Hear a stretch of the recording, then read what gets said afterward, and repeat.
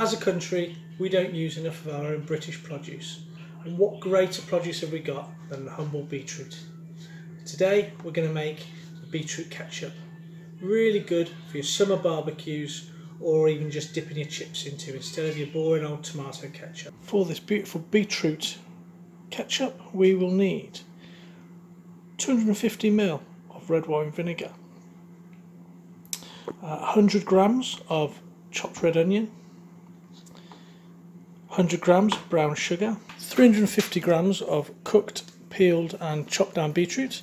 I boiled that up yesterday, so boil it up in its skins, and when it's cooked, when you run it under the cold water, the skins will just fall off. Saves you getting all your pink hands.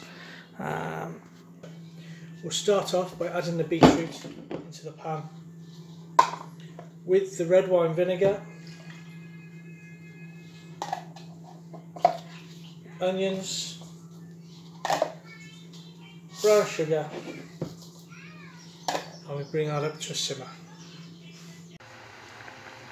Cooking away nicely, starting to bubble along, simmer along nicely. We will add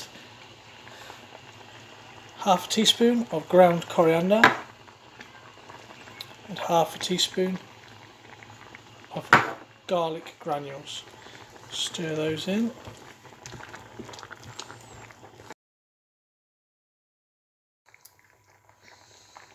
Been cooking away now for about 20 minutes on there. Everything's softened up, the flavours have all gone in there nice. Next step with that, into the food processor and blitz it down. That's been blitzed down, a couple of minutes in the processor, a nice smooth puree now.